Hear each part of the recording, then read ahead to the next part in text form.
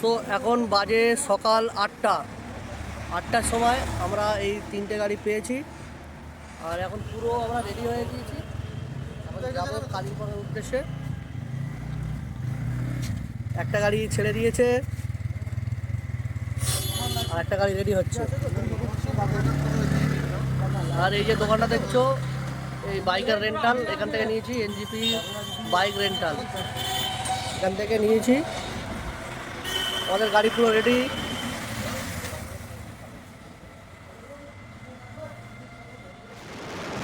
তো এনজিপি থেকে গাড়ি নেওয়ার পরে আমরা রাইডিং শুরু করে দিলাম। আর এখন আমরা যাব সেবক পর্যন্ত। সেবক থেকে আবার আমরা একটু রেস্ট নিয়ে আবার উপরের দিকে যাব কালিম্পং।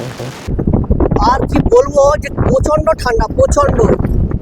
এই ঠান্ডার মধ্যে গাড়ি চালানো বললে চালানো নয়। তবে দারুণ লাগছে ব্যাপারটা।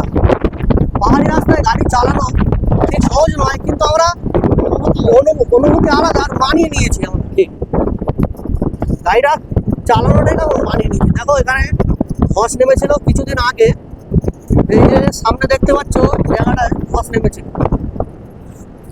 আর কি বলবো, জায়গাটা যে এত সুন্দর লাগছে তোমরা এখানে না আসলে ঠিক বুঝতে পারবে।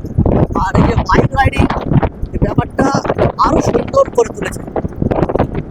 দেখো জায়গাটা কেমন লাগছে।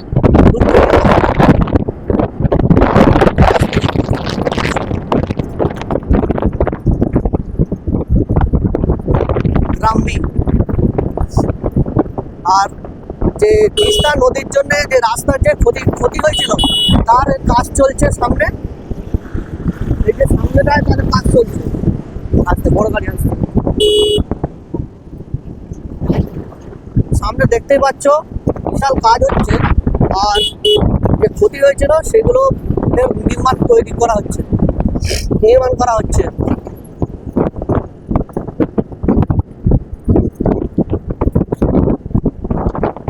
আর যারা আসতে পারেনি তারা অবশ্যই আসবে নেক্সট টাইম। আর এই অনুভূতিটা নেবে তোমরা। তোমার গাড়ি চালিয়ে কেমন লাগছে?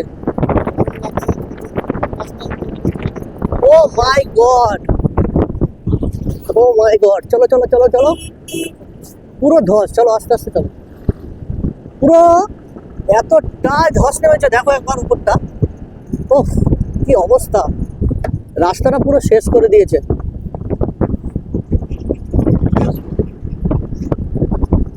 দারুণ দারুণ লাগছে। ও মাই গড, দারুণ লাগছে ভাই। এর আগে অনেকবার পাহাড়ে গিয়েছি, তো এই অনুভূতিটা পাইনি। এই ফার্স্ট টাইম পাহাড়ে যে বাইক নিয়ে অনুভূতিটা নিচ্ছি, এটা একটা ভাবনার ব্যাপার। তবে এটা সম্ভব হতো না যদি আমি না আসতাম। তো